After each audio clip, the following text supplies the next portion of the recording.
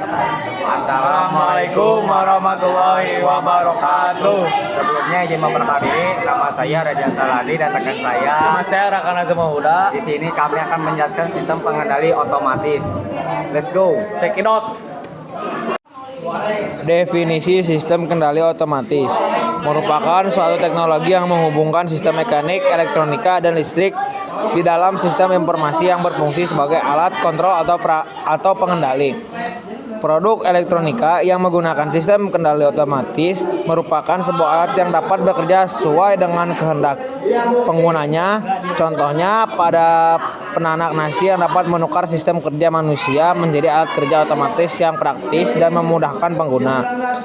Sebuah program instruksi yang terdapat pada suatu sistem pengendali yang menjalankan instruksi dan mengotomasikan proses perintah memerlukan energi dalam menggerakkan proses dalam mengoperasikan program serta sistem kendali. Sistem pengendali merupakan sensor yang memberikan suatu informasi sebagai input ke pemberi perintah yaitu otak agar memberikan tindak yang output. Proses membaca sensor ini merupakan elemen dari sistem pengendali. Masukan adalah rangsangan dari luar yang diterapkan pada sebuah sistem kendali untuk mendapat tanggapan tertentu dari sistem pengaturan.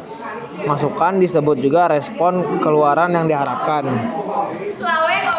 Contoh aplikasi sistem kendali dalam kehidupan sehari-hari. Yang pertama, sistem kendali pada robotik. Robot menggunakan sistem kendali untuk menjalankan tugas seperti mengangkat barang, bergerak, atau menyusun objek. Sistem ini sering melibatkan sensor canggih dan algoritma yang kompleks. Yang kedua, sistem kendali otomatis pada kendaraan. Fitur seperti cruise control, rem anti-lock, atau ABS, dan sistem parkir otomatis adalah contoh penggunaan sistem kendali tertutup dalam kendaraan modern. Yang ketiga, pengolahan produksi di industri. Dengan pabrik, sistem kendali digunakan untuk mengatur mesin agar bekerja sesuai dengan parameter tertentu, seperti kecepatan produksi atau suhu dalam proses pembuatan. Yang keempat, pengaturan suhu dalam perangkat rumah tangga. Alat seperti oven, kulkas, dan AC memanfaatkan sistem kendali untuk menjaga suhu optimal sesuai kebutuhan pengguna. Dua bentuk dasar sistem kendali. Satu, sistem terbuka, open loop control system. Sistem kendali terbuka adalah sistem yang menggunakan masukan berbasis pengalaman untuk menghasilkan keluaran sesuai yang diinginkan. Namun keluaran tersebut tidak dapat diubah jika terjadi kondisi yang tidak diinginkan.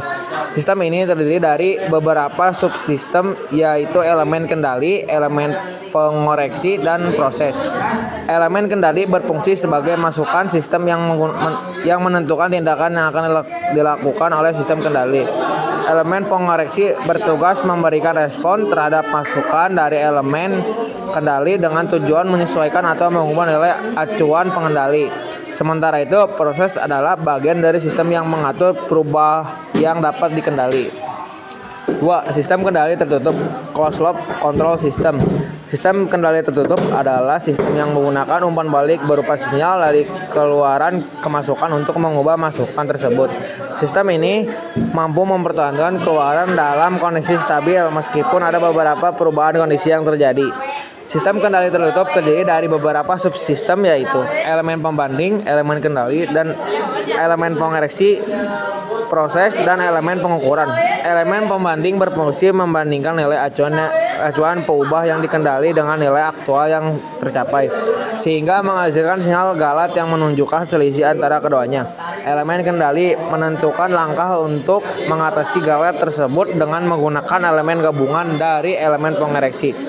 Elemen pengoreksi yang sering disebut aktuator berperan menciptakan perubahan dalam proses untuk menghilangkan garat. Elemen proses adalah bagian yang mengendalikan suatu perubahan tertentu. Sementara itu, elemen pengukuran bertugas menghasilkan sinyal yang sesuai dengan kondisi peubah yang dikendali, serta memberikan umpan balik ke elemen pembanding untuk membantu menentukan langkah penanggulangan jika terjadi garat.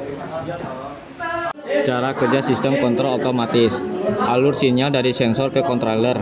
Sensor pertama-tama mendeteksi parameter fisik seperti suhu, tekanan, atau kecepatan. Data yang dihasilkan berupa sinyal keluaran yang kemudian diteruskan ke controller.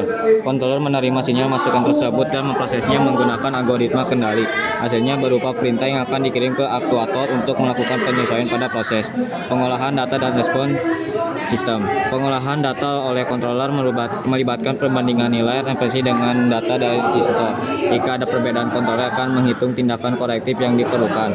Tindakan ini diterjemahkan ke dalam sinyal kontrol yang menggerakkan aktuator. Dengan demikian, sistem menciptakan loop kontrol yang menjaga proses tetap stabil dan optimal secara otomatis.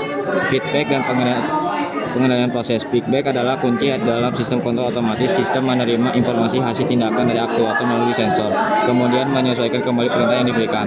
Proses kendali yang berkelanjutan ini memungkinkan sistem untuk merespon perubahan secara real time, meningkatkan akurasi dan efisiensi operasi tanpa interval manusia. Kesimpulan dari sistem kontrol otomatis adalah teknologi yang dirancang untuk mengatur dan mengendalikan proses atau mesin secara mandiri tanpa campur tangan manusia secara langsung. Dengan memanfaatkan sensor, controller, dan aktuator, sistem ini mampu menjaga kestabilan dan efisiensi operasi di berbagai bidang industri. Penggunaan sistem otomatis membantu meningkatkan produktivitas sekaligus mengurangi resiko kesalahan yang disebabkan oleh faktor manusia. Pemahaman mendalam tentang sistem kontrol otomatis sangat penting bagi siapa saja yang ingin mengoptimalkan performa dan kualitas dalam berbagai aplikasi industri. Itu saja.